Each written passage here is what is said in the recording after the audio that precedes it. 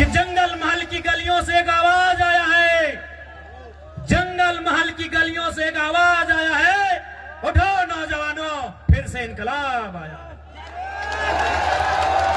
क्या आप तैयार हैं? और बैंक है, they have their vote banks because they are from NDA and India. कोई फर्क नहीं कैंडिडेट कौन होगा, who will be the candidate. आप इंडिया से हैं, इंडिया गठबंधन से हैं, ये लोग आपको वोट करेंगे। आप एनडीए से हैं, ये लोग आपको वोट करेंगे। I am an independent new Qamar party. हमारे झारखंड में भी क्या सेफ है, 81 में 56 इंडिया के पास, 24 एनडीए के पास, 56, 24, 80 हम अकेले हैं।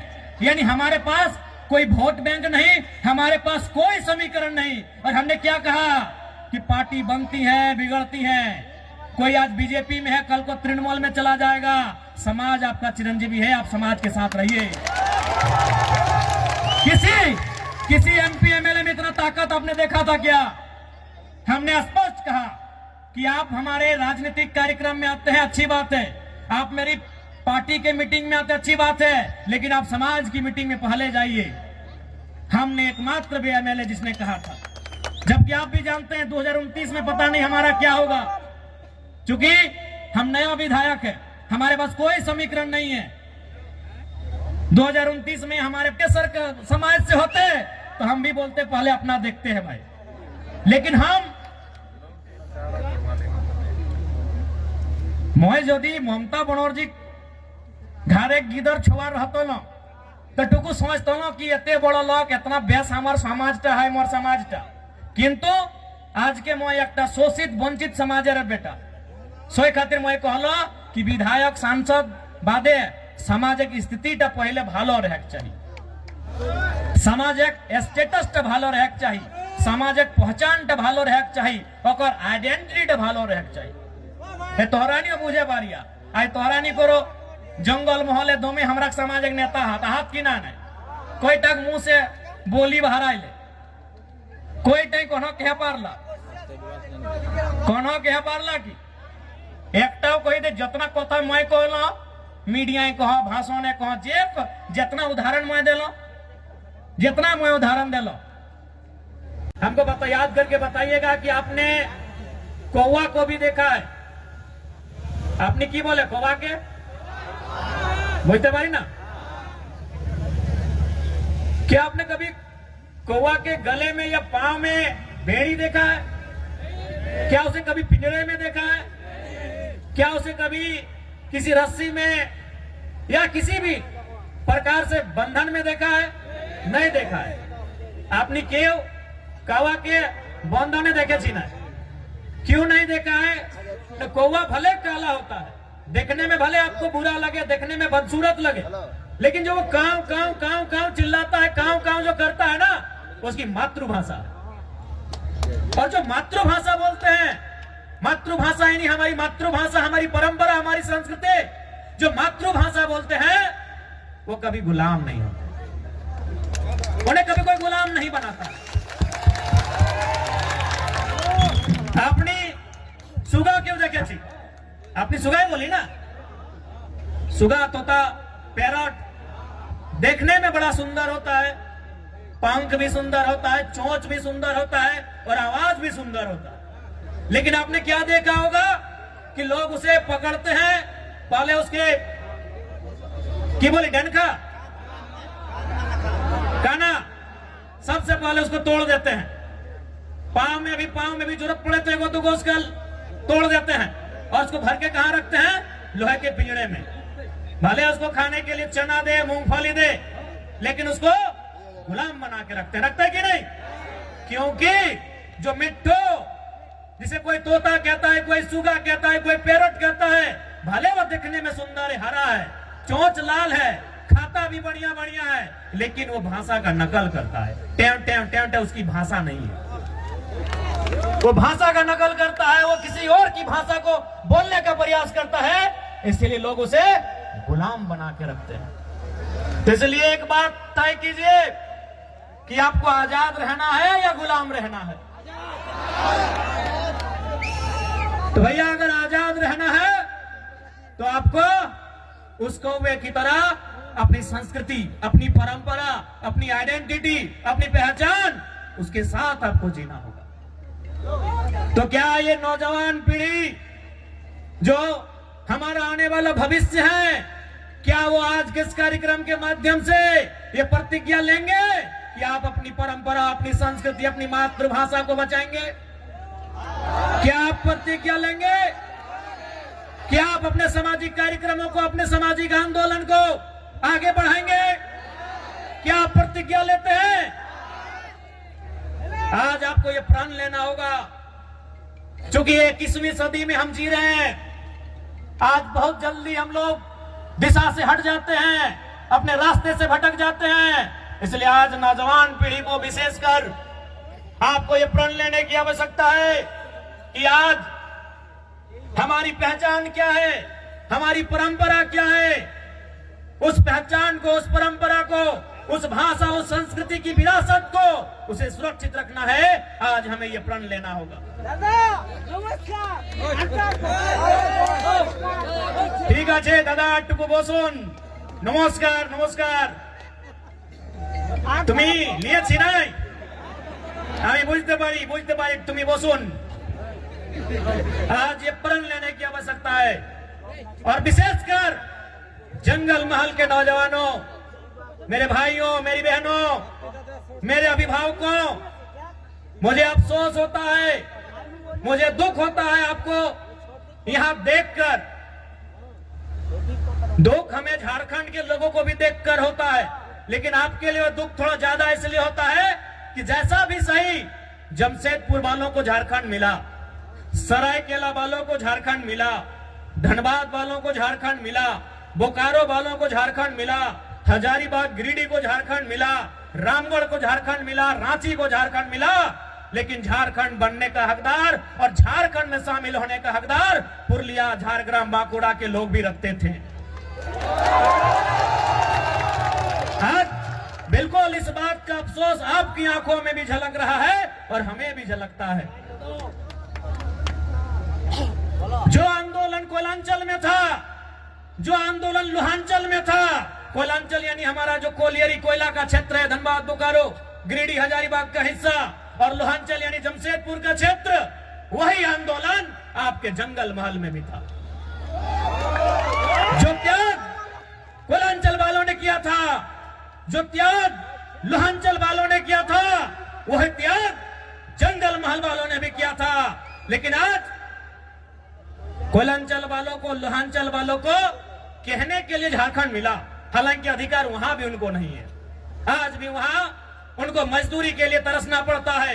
उनकी जमीनों में कोयला, उनकी जमीनों में अभ्रक, उनकी जमीनों में लोहा, उनकी जमीनों में लगभग 80 प्रकार के मिनरल्स पाए गए हैं, लेकिन आज उन्हें नौकरी के लिए तरसना पड़ता है। लेकिन हाँ, उनके पास कहने के लिए है, हमारे काछे ए शब्द अच्छे कि हमरा झारखंड, हमरा पवाली झारखंड, लेकिन आपके पास वह भी कहने को नहीं है कि हमारे पूर्वजों ने, हमारे बाप दादा ने जो आंदोलन किया था, जो संघर्ष किया था, उसके बदले आप उस झारखंड का हिस्सा नहीं बन पाए। तो कहीं ना कहीं इसमें भी साजिश है, साजिश है, बहुत बड़ी साजिश है। तो इसलिए नई पीढ़ी को यह प्रण लेना होगा कि हमारे पूर्वजों ने आंदोलन को जहां लाकर छोड़ा है, वो विरासत जो हमें देकर गए हैं, उस विरासत को यहां से फिर से हमें लेकर जाना होगा। क्या आप तैयार हैं? कि जंगल महल की गलियों से एक आवाज आया है, जंगल महल की गलियों से एक आवाज आया है, उठो नौजवानों, फिर से इनकलाब आया। क्या आप तैयार हैं?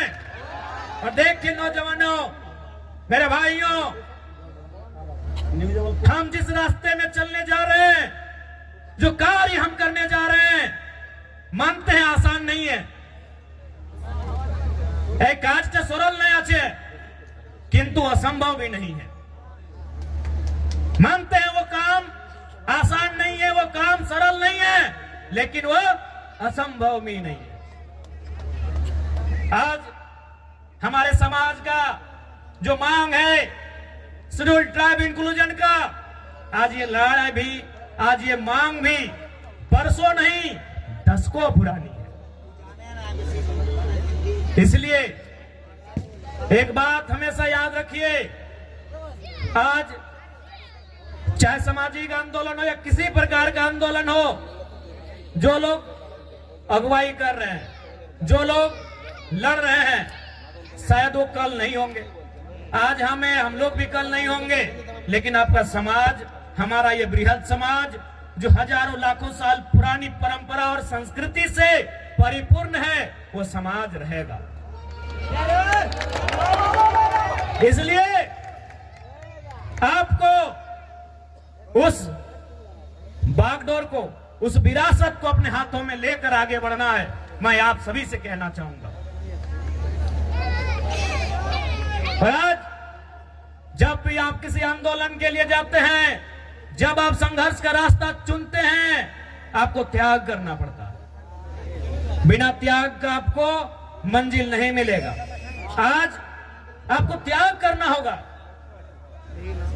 आप कहेंगे कि हमें भोग कर रास्ता भी चुनना है, हमें ऐसो आराम का भी रास्ता चुनना है, और हमें मंजिल की ओर भी जाना है, हमें अपने सपनों को भी साकार करना है, तो संभव नहीं, आपको त्याग करना होगा। आज का समय त्याग का है, और जो नौजवान त्यागी बनकर इस रास्ते में आएंगे, तभी हमारा समाज उत्थान की ओर जाएगा। इसलिए इस पीढ़ी को तो त्यागी बनना होगा। हमारे जिले में एक वीर क्रांति दूत हुआ करते थे, शहीद शक्तिनाथ महतो। वो अक्सर कहा करते थे कि एक पीढ़ी को जेल जाना होगा, दूसरी पीढ़ी को गोली खानी होगी, तभी तीसरी पीढ़ी राज करेगी। हमारी एक पीढ़ी, जिसमें शहीद शक्तिनाथ महतो स्वयं, जिन्होंने ये नारा दिया था कि एक पीढ़ी को गोली खाना होगा, और शहीद शक्तिनाथ महतो ने खुद गोली खाई। उनके साथ निर्मल दादा ने गोली खाया। ऐसे अनगिनत, गिनती हम नहीं कर पाएंगे, इतने लोगों ने गोली खाया। अब का जो समय है कि एक पीढ़ी गोली खाएगी, दूसरी पीढ़ी जेल जाएगी, ये शायद जेल की स्थिति वाला समय है। और आपने देखा पुरुलिया के जिले में, घाटशिला में हमारे 51 लोगों को जेल जाना भी पड़ा। लेकिन उन विषयों से, उन घटनाक्रम से आपको कतराना नहीं है, क्योंकि आपकी लड़ाई आपकी व्यक्तिगत नहीं है। आपकी लड़ाई केवल आपके लिए नहीं है। आपकी लड़ाई केवल आपके घर आंगन तक सीमित नहीं है। आपकी लड़ाई कई हजारों साल पहले जो सपना हमारे पूर्वजों ने देखा था, उस सपने को साकार करने की लड़ाई है। इसलिए आज आपको त्यागी बनना होगा। इसलिए आज आपको त्यागी बनना होगा। और एक बात याद रखिएगा, जो संघर्ष को चुनते हैं वही सफलता के करीब जाते हैं। आज का समय संघर्षों का समय है मेरे भाइयों। जो भी पर्व हम लोग मनाते हैं, उसका एक संदेश होता है। हमारे जो तो पर्व आछे, जो तो त्योहार आछे, ওদের ভিতর একটা মেসেজ আছে, সন্দেশ আছে কি আর মানে কি, এই কাজটা আমাদের পূর্বজ কি জন্য করেছে, এই কাজটা কেনে, এই বরদ খুঁটা কেনে, এই কাড়া খুঁটা কেনে, এই টুসু কেনে, এই করম কেনে, জিতিয়া পরব কেনে, এই কোনো না কোনো ওদের ভিতরে একটা মেসেজ আছে। তো বরদ খুঁটার মানে কি সবাই জানি कि আমরা चासा लोग माने की न, सावन महीना का जो समय होता है हम वो खेती बाड़ी करते हैं, धान लगाते हैं, हार जोतते हैं। इधर भी वही टाइम होता है ना। अब मार्च में नहीं ना करते हैं, मैं 2-4 खेत देखे थे मार्च तरफ। यानी हम सावन महीना, जिसे हम लोग अंग्रेजी के कैलेंडर में जुलाई अगस्त के आसपास कहेंगे, यानी उस समय हम क्या करते हैं, हल चलाते हैं और खेत में धान लगाते हैं, और मूल हमारा संबंध धान से। उसके बाद का जो समय होता है सितंबर आधा, अक्टूबर पूरा, और थोड़ा सा नवंबर, यानी 1.5-2 महीना क्या होता है कि हमारा जो बरद है, काड़ा है, उसको रिलैक्स हो जाता है। तो भाई रिलैक्स हो जाता है तो उसको हम लोग क्या करते हैं, इस त्योहार में उसको पहले तेल लगाते हैं। हमरा की करी वाके तेल मखाए कहे ना, तेल किसको मखाया जाता है, लगाया जाता है, जो थका हारा होता है। आज के यदि हमारे घरे यदि बाड़ी कोनो पहुना आसे, कोनो कुटुंब आसे, तो हम उनको क्या करते हैं कि बैठिए थोड़ा तेल लगा देते हैं, भाई आप बहुत दूर थक के आए हैं। तो तेल किसको लगाया जाता है, जो थका होता है, तो हमारा जो बरद है, कड़ा है, ये सावन महीना में इसको जोतते जोतते नारते नारते ये थोड़ा थका है। अब इसको तेल लगा के बोल रहे भाई थोड़ा सा तुम अब तंदुरुस्त हो जाओ, तुम थोड़ा सा फिट फाट हो जाओ। कहे ना फिर अब आ रहा है कार्तिक और अगन का महीना कि धान काटना है और फिर तुमको गाड़ा गाड़ी में लोड करके घर पहुंचाना है। अब धान काटने के बाद फिर बरद गाड़ी में लोड करके घर भी पहुंचाना है और माड़ा भी गुड़ाना है, धान खिजाना भी है। तो इसीलिए इसको तेल लगाते हैं कि तुम अब या तुमको फिर से तैयार हो जाओ। এই আমি এটাই না জিজ্ঞাসা করছি কি ভাই কোনো না কোনো আমাদের त्योहार আমাদের परब मैसेज আছে, तो मैसेज की ना हम आपको तेल लगा दिया फिट फाट और अभी खूंटा भी कहे कि उसको गुस्सा दिला रहे हैं कि भाई तुम और गुस्सा हो जाओ, तुम ही रागे तुम ही रिझे। कहे ना इसी गुस्सा के साथ मेरा खेत से धान उठाना, हम लोग का खेत भाई सब कादा खेत आसान नहीं है। कुड़मीर खेत से धान उठा के लाना आसान है कि?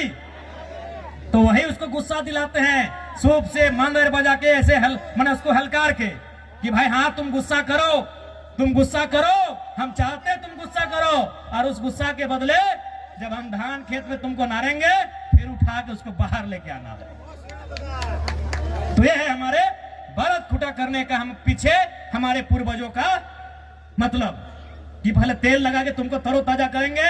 क्या कि सावन महीना के बाद तुम कुछ काम नहीं किया है, तुम आराम से घर में बैठा है और सावन महीना के बाद हरा हरा घास मिलता है और जितना बढ़िया बढ़िया खाना खाने के बाद थोड़ा आदमी आलसी हो जाता है, तो इन लोग भी आलसी हो गया थोड़ा।